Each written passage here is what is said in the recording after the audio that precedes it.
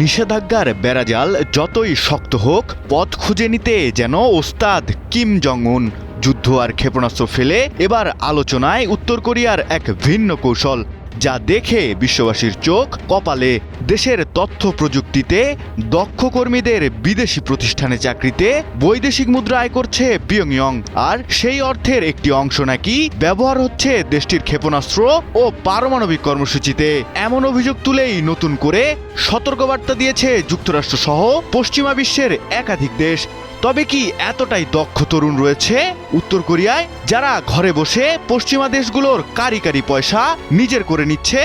আর এতেই যেন মাথা ব্যথা ধরেছে পশ্চিমা দেশগুলোর, তাই তো দিয়েছে সতর্কতা। তবে কি রয়েছে সেই সতর্কতায়, আর কিমকে কতটাই বা চাপে ফেলবে এমন পশ্চিমা কোম্পানির সতর্কবার্তা?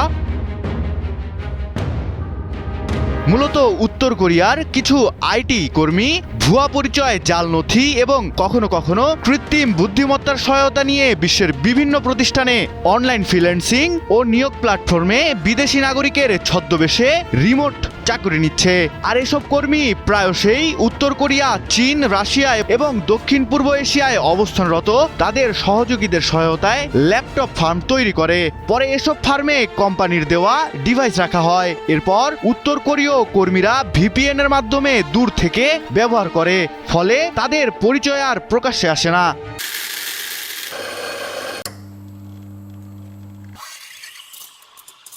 শুধু তাই নয়, তাদের উপার্জনের অর্থ শেষ পর্যন্ত নাকি উত্তর কোরিয়ার সরকারের হাতে পৌঁছয়, এমন অভিযোগে সরব পশ্চিমা দেশগুলো।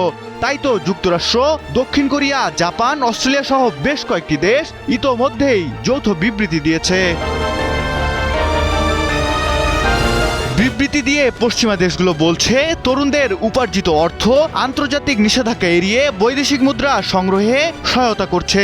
সাথে সেই অর্থ নাকি উত্তর কোরিয়ার পারমাণবিক ও ব্যালিস্টিক ক্ষেপণাস্ত্র কর্মসূচিতে ব্যয় হতে পারে। এমন আশঙ্কার জেরেই নিয়োগকারী প্রতিষ্ঠানগুলোকে কর্মীদের পরিচয়, অবস্থান ও নথিপত্র আরও কঠোরভাবে যাচাই করার পরামর্শ দিয়েছে।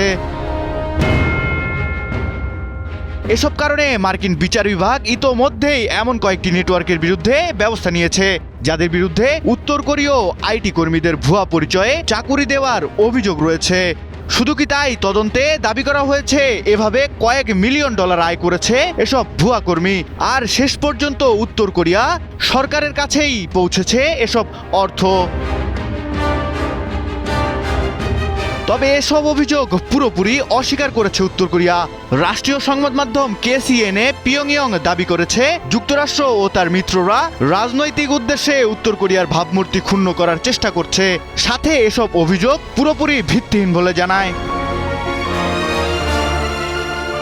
এদিকে জাতিসংঘ নিরাপত্তা পরিষদের প্রস্তাব অনুযায়ী নিষিদ্ধ হওয়া সত্ত্বেও উত্তর কোরিয়া দীর্ঘদিন ধরেই পারমাণবিক অস্ত্র ও ব্যালিস্টিক ক্ষেপণাস্ত্র কর্মসূচি চালিয়ে যাওয়ার অধিকারের পক্ষে অনড় অবস্থান নিয়ে আছে। এর আগে 2023 সালে তারা তাদের সংবিধানে পারমাণবিক শক্তিধর রাষ্ট্র হিসেবে নিজেদের অবস্থানকে অন্তর্ভুক্ত করেছে, এমনই প্রতিবেদন প্রকাশ করে আল জাজিরা। প্রতিবেদনে আরও বলা হয়েছে, ফ্রান্স, জার্মানি, ইতালি, নেদারল্যান্ডস আর নিউজিল্যান্ডের সমন্বয়ে গঠিত এই জোটটি ওয়াশিংটন ও তার মিত্রদের আগে দেওয়া শর্তগুলোর উপর ভিত্তি করেই এমন বিবৃতি দিয়েছে। সাথে এই জোটটি বিশ্বজুড়ে বিভিন্ন কোম্পানিকে পরিচয়পত্র ও হার্ডওয়্যার যাচাই বাছাইয়ের কঠোর আহ্বান জানায়। তবে সবকিছু ফেলে এখন প্রশ্ন উঠেছে, এমন অবস্থায় প্রযুক্তির এই অদৃশ্য যুদ্ধ কতটা বদলে দেবে ভবিষ্যতের ভূরাজনীতিকে?